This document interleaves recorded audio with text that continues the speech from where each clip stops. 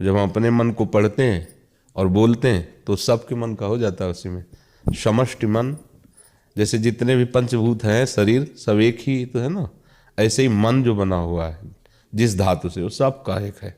जब हम अपने मन में तदात्म होकर देखते हैं और फिर बोलते हैं तो तुम्हारे सबके मन की होती, क्योंकि वो मन तो एक ही है ना, सब जगह स्फुरित हो रहा है। ऐसे ही परमात्मा सब जगह स्फुरित हो रहा है, भेद किसी का नहीं है। देखो शरीरों में पंचभूत सबके एक जैसे, मन सबका उसी धातु से बना है जिस धातु से हमारा बना हुआ है, और आत्मा सबकी एक ही है। फिर ये जो प्रपंच है इसी का त्याग कर दे तो महात्मा हो गया। इसी प्रपंच में जो सत्यत्व बुद्धि करके भ्रमित होता रहता है, मैं स्त्री में पुरुष में गुणवान में रूपवान, वो नीच वो उत्तम, इसी का नाम प्रपंच है। और ये जो प्रपंच में फंसता है वो सच्चिदानंद तत्व का अनुभव नहीं कर पाता, और जो सच्चिदानंद तत्व की तरफ चलता है प्रपंच उसकी दृष्टि में नहीं रह जाता।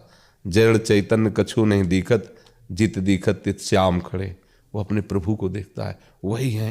ये केवल माया की मलिनता हमारे अंतःकरण में ऐसी छा गई है कि हम अपने प्रभु को नहीं देख पा रहे हैं। सब साधना का फल है एकमात्र प्रभु के सिवा हमारे मन में कुछ न रह जाना, हमारी बुद्धि में कुछ न रह जाना, हमारे चित्त में कुछ न रह जाना, हमारे अहंकार में न रह जाना।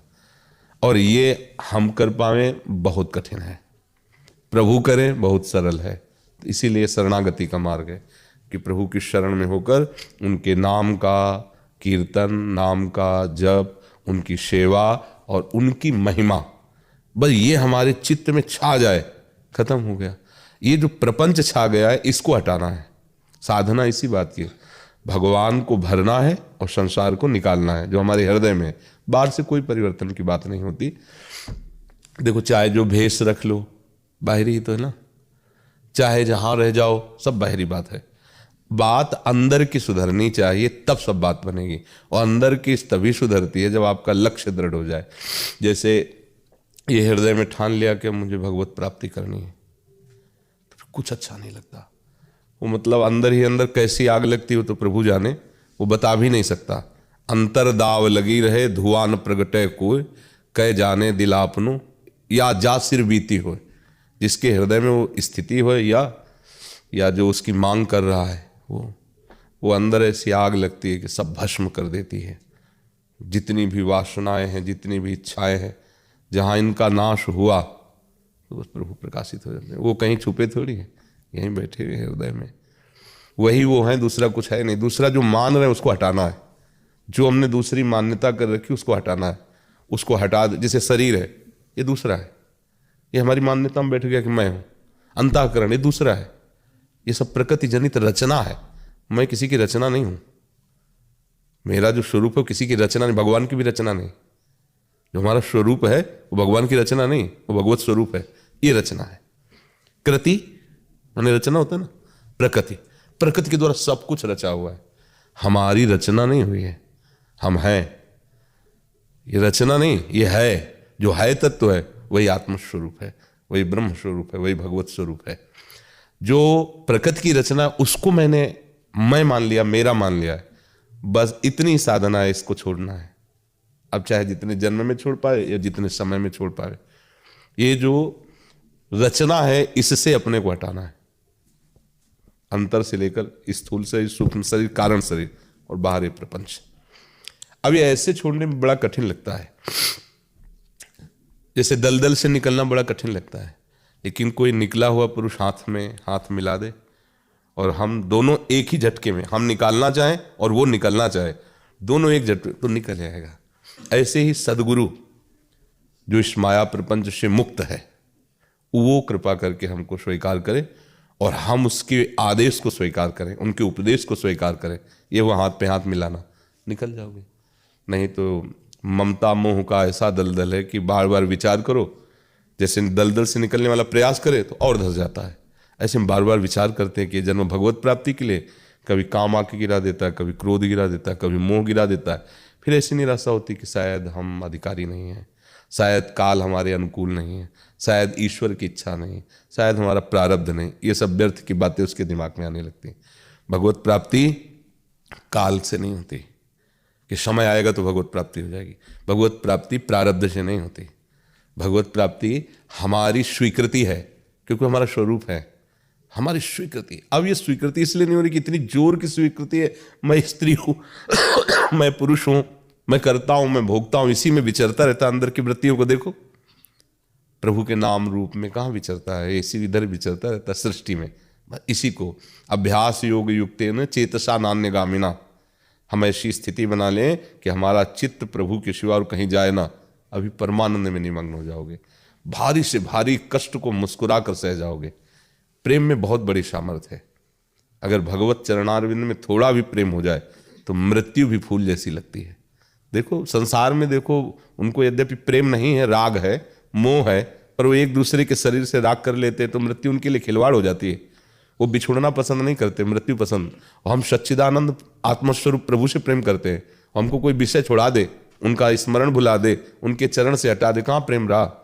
अरे एक साधारण शरीरधारी परस्पर प्रेम करता है तो मृत्यु स्वीकार करना अच्छा होता है, लेकिन वो सोचता है मैं बिछुड़ नहीं सकता, और मैं सच्चिदानंद तत्व का अंश अपने अंशी से मिलना चाहता हूँ, और मुझे कोई विषय सता रहा है तो हम अपने प्रभु को भूल कर उस विषय को स्वीकार कर, कैसे प्रेमी हैं हम, कैसे भगवत मार्ग के पथिक हैं।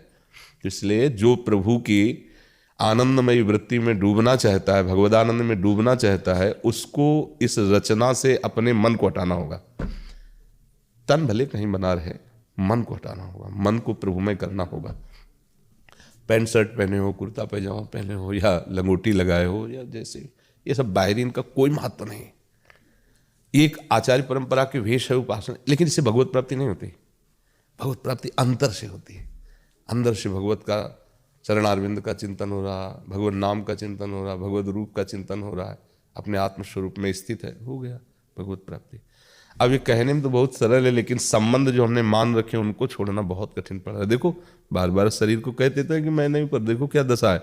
जरा सा कष्ट हो जाए तो प्रभु को भूल गए, अर्थात प्रिय शरीर हुआ। अगर हम किसी भी सुख सामग्री के भोग समय प्रभु को भूल गए तो हमारी प्रभु से भी बढ़कर प्यारी वस्तु आ गई। किसी भी दुख में हम भूल गए तो प्रभु हल्के हो गए, वो दुख भारी हो गया। ऐसा नहीं होता, उपासक ऐसा नहीं होता। भारी से भारी दुख में भी वो भगवदाकार वृत्ति, और भारी से भारी सुख अनुकूलता में भी भगवदाकार वृत्ति। ना हर्ष होता है ना शोक होता है। अगर हम ऐसे चले, खूब नाम जप करते हैं तो स्थितियाँ आ जाती हैं। वैसे स्थिति बातों से नहीं आती है, भजन से आती है। खूब भजन करो, स्थिति आ जाएगी। बारी मथे घृत होए बरु, सिकता ते बरु तेल, बिनु हरि भजन न भवतरी, या सिद्धांत पेल। जैसे हम किसी भी छत पर जाने के लिए सीढ़ी का प्रयोग करते हैं, ऐसे भजन न सेनी प्रेम की। जितना जप करोगे, जितना भगवत ध्यान करोगे, जितना प्रभु से जुड़े रहोगे, आपकी आध्यात्मिक शक्ति बढ़ेगी। आप इस प्रकृति से ऊपर उठने लगेंगे, शरीर राग से ऊपर उठने लगे। आप भजन करते नहीं, 2-4 दिन संयम से रहे, फिर भ्रष्ट हो गए, फिर गिर गए भोगों में, तो फिर मलिनता बनी रहती। इसलिए वो दिव्यता की तरफ हम चल नहीं पाते। अगर हम मलिनता को रोक पावें तो यही तो साधना है। तो दिव्यता तो हमारा स्वरूप है, उसको कहीं आना जाना थोड़ी। जो भगवान है वही जीव है। जीव कोई नई चीज, उसका जीव नाम इसीलिए पड़ा कि शरीर राग से युक्त हो गया है। वो शिव ही है, भूल गया, अपने स्वरूप को भूल गया। कई बार बताया, जैसे एक आदमी, गरीब आदमी ना, वो रिक्शा चलाने लगता है, तो जब हम कहते हैं ए रिक्शा, तो खड़ा हो जाता है ना। अब उसमें रिक्शा में अपने को तदात्म कर ले, वो रिक्शा थोड़ी है, पर तदात्मता के कारण खड़ा हो जाता है। फिर वो पैसा वाला बना तो टैक्सी चलाने लगा, कार। हम ए टैक्सी, अब वही रिक्शा कहने से नहीं रुकेगा, अब टैक्सी कहने से रुकेगा। उसने टैक्सी में तदात्म। ऐसे ही ना वो टैक्सी है ना रिक्शा है, ऐसे ही जो जीव है उसको जो शरीर मिलता है उसमें तदात्म हो जाता है। अब तदात्म होने के कारण अपने स्वरूप को नहीं पहचान पाता। अगर ये तदात्म हटा ले, यही साधना है, तो हमें कुछ नहीं प्राप्त करना, सब कुछ है हमारे पास। हमारे पास भगवान भी यहीं बैठे हुए हैं, चिदानंद दिव्यता सब यही है। जिन जिन महापुरुषों को मिला वो कहीं बाहर नहीं मिला, अपने अंदर मिला।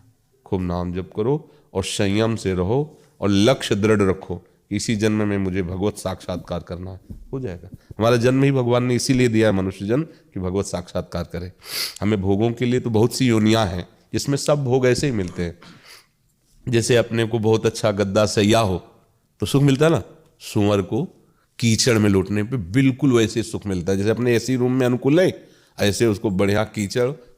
जैसे अपने को अच्छे अच्छे भोग पदार्थ खाने को मिले, उसको विष्ठा में वैसे ही सुखानुभूति होती है। वो लड़ता है एक दूसरे से पहले पाने के लिए। ये सब इंद्रियों के सुख मारे घूम रहे हैं हर योनि में। ये मनुष्य जन्म इंद्रियों के भोगों के लिए नहीं मिला है, ये मिला इंद्रियातीत आनंद के लिए, गुणातीत आनंद के लिए, कालातीत आनंद के लिए। अब बड़े कृपा पात्र जन हैं जिनको ये बातें सुनने में अच्छी लगने लगी, नहीं किसको अच्छा लगता है? वर्तमान में सामने आए हुए प्राकृतिक भोगों को भोगना ही हम अपनी सफलता समझते हैं। नहीं समझ? खूब रुपया हो जाए, बढ़िया सब भोग सामग्री हो जाए, हम खूब भोगे, होगा क्या फिर क्या होगा? मरोगे तो है ही है ना ये अनुभूति टिकेगी, क्योंकि परिवर्तनशील पदार्थों की क्या अनुभूति? रोज पाते हैं लेकिन भूख मिटी नहीं, रोज भोगते हैं लेकिन तृष्णा मिटी नहीं, कामना मिटी नहीं। तो विचार तो करना चाहिए कि यार कुछ तो हमसे गलती हो रही, नहीं इतना खाने पर हमें कभी तो तृप्ति हो जाए, इतना भोगने पर कभी या नहीं होगी। और जब प्रभु से अपना चित्त जुड़ा तो फिर हृदय से आने लगता है अब कुछ नहीं चाहिए, हृदय शांत हो जाता है, निर्विकार हो जाता है, कूटस्थ, बिल्कुल कोई भी विकार प्रवेश ही नहीं कर सकता हृदय में, काम क्रोध आदि प्रवेश ही नहीं कर सकता, घनीभूत हृदय हो जाता है। तो खूब भजन